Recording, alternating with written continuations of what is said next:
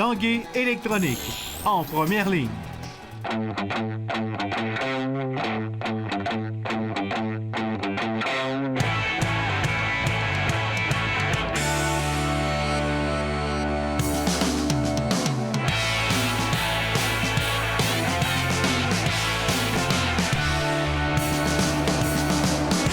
À tous, un bon mercredi. Bienvenue à l'Esprit sportif. Un peu plus tard dans l'émission, on parlera de boxe amateur. Mais d'abord, on parle de course de canot Atlas. La nouvelle saison 2017 s'ouvre au cours de la prochaine fin de semaine du côté de Portneuf. Au total, c'est 60 équipes composées de 400 canotiers et canotières qui participeront à ce circuit de 7 compétitions dont le terrain de jeu sera le fleuve Saint-Laurent.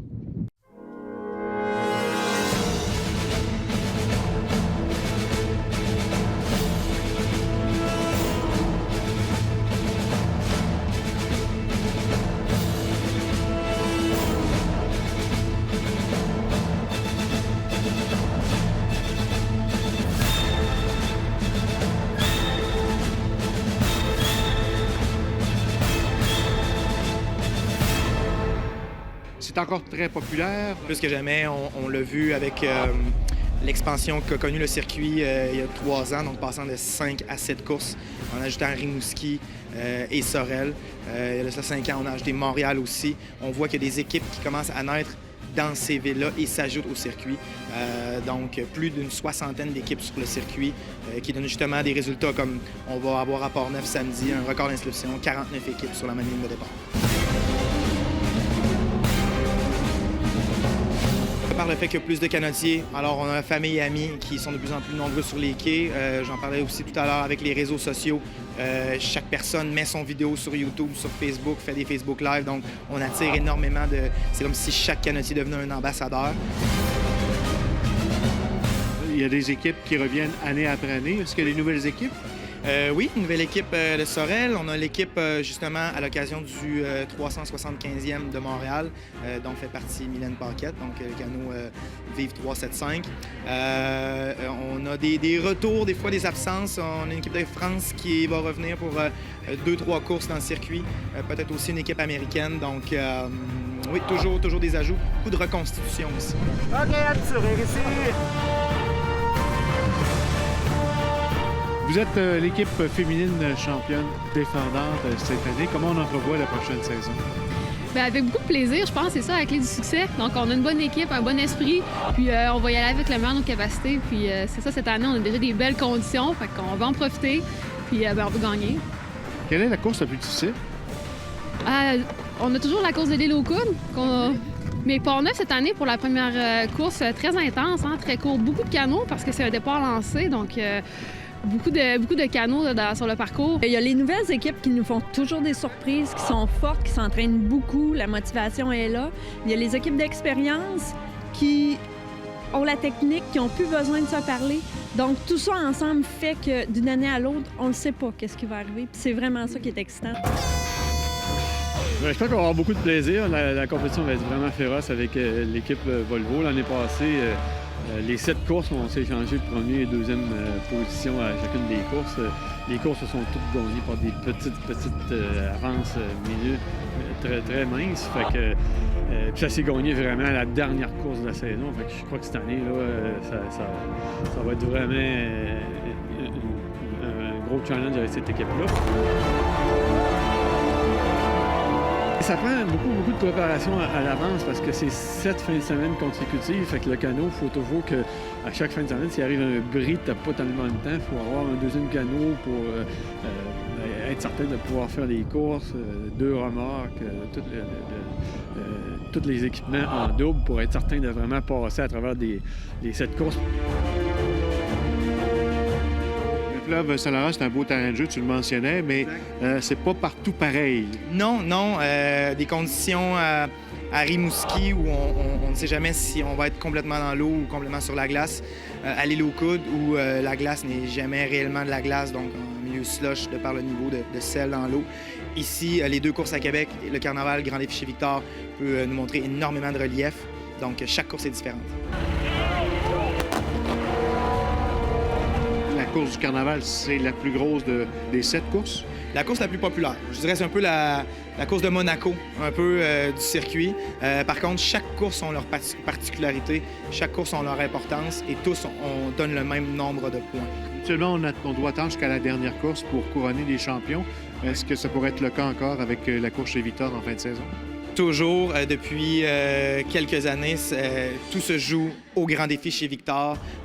Lorsqu'on a fait un remaniement de la grille de points, alors ça devient toujours plus serré avec les 2-3 équipes de tête qui se bataillent finalement la Coupe des Glaces. Donc c'est samedi le 4 mars, la grande finale.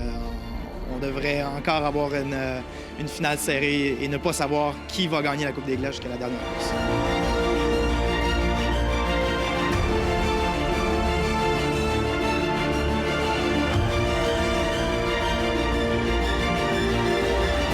De la glace au ring de boxe. Après la pause, à l'Esprit sportif.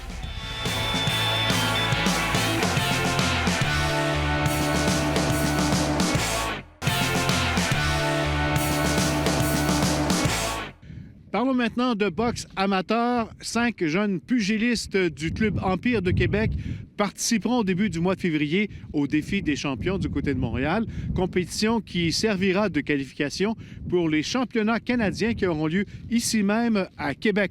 Jonathan Fournier est allé rencontrer les jeunes boxeurs à l'entraînement.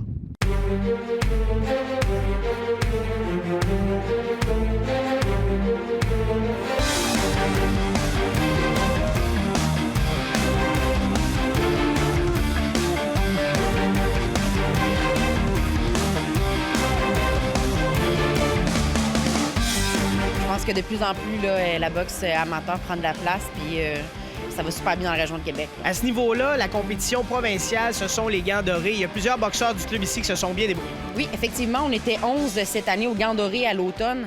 Donc, une belle compétition. On a eu 8 victoires, 6 défaites, 2 champions avec nous autres, médaillés d'argent aussi. Fait qu'on est bien satisfait de cette compétition-là. Habituellement, on performe bien, mais là encore là, on a confirmé notre place, là, qu'on était une bonne équipe à Québec. On s'en va au défi des champions à Montréal, donc c'est la dernière qualification.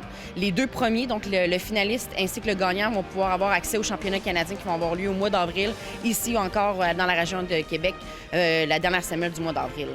Et les championnats canadiens, à ce niveau-là, c'est la plus haute compétition. Effectivement, pour une étape, devenir champion canadien, ça ouvre après ça avec les compétitions internationales, que ce soit du côté féminin ou masculin. Après ça, il y a bien différentes compétitions, mais oui, c'est l'étape ultime là, pour l'amateur.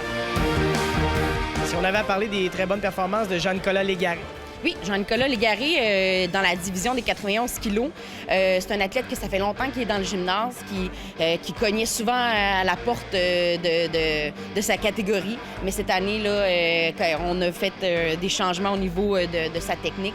C'est un gars qui était fort physiquement, mais là, on a changé un peu sa technique, puis on est allé chercher la médaille d'or au Gants Dorés. Quelle serait sa plus grande force dans le ring? Définitivement sa force de frappe, mais son mental aussi. Moi, je suis impressionnée par ce qui se passe entre ses 2 oreilles, puis je pense que définitivement, c'est ce qui va le mener loin. Là. Pour ce qui est du dossier de Yves-Éric Lachance.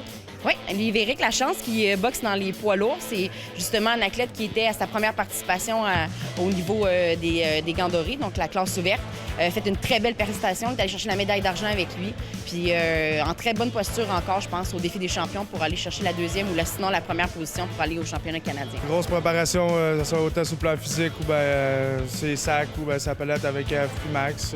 Sur les objectifs, ce serait de remporter le défi des champions. Puis après ça, aller au championnat canadien, gagner le championnat canadien aussi. Pour ce qui est du boxeur Angelo Adamson. Oui, Angelo, ça fait longtemps qu'il est avec nous. Angelo, c'est un athlète exceptionnel.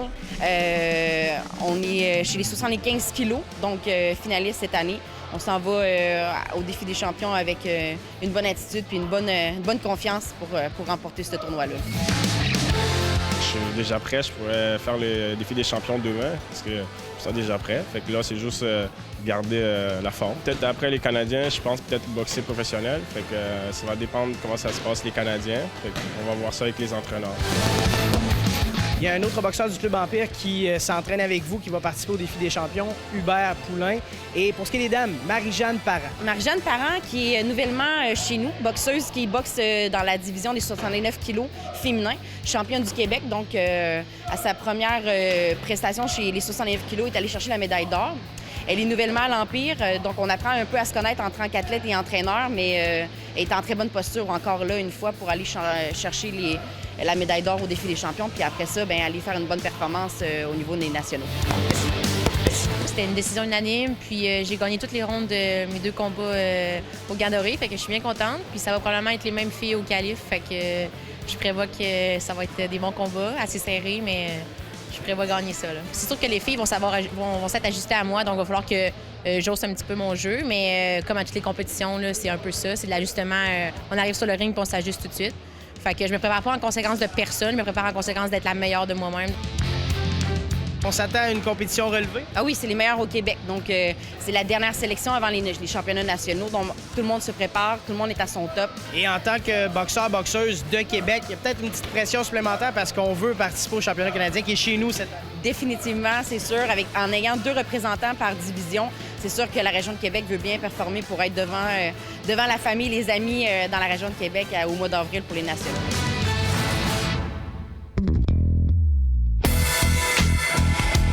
Les Remparts de Québec ont conclu leur court voyage de 2 matchs en s'inclinant 2-1 face aux Drakkars à Baie-Comeau mardi soir.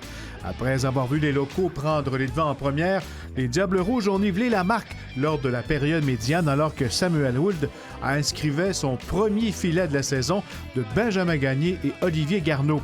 Le Drakkar confirmera sa victoire en 3e en marquant contre le gardien Derek Baribeau qui a bien fait dans cette défaite en repoussant 30 tirs. Les Remparts disputeront leur prochain match samedi au Centre Vidéotron face aux Foreurs de Val-d'Or. Unique au Québec et rendez-vous incontournable pour les amateurs de motoneige de la province, le grand rassemblement des motoneigistes de Charlevoix aura lieu du 27 au 29 janvier prochain au Manoir Richelieu en collaboration avec le Casino de Charlevoix et la Fédération des motoneigistes du Québec. Les motoneigistes qui auront le plaisir de parcourir les sentiers panoramiques de la région de Charlevoix lors de diverses activités tout en profitant d'un souper-spectacle en soirée. Voilà qui complète l'Esprit sportif pour aujourd'hui. Je vous rappelle que vous pouvez revoir toutes nos émissions en vous rendant sur le site Facebook L'Esprit sportif. Bye bye, à demain.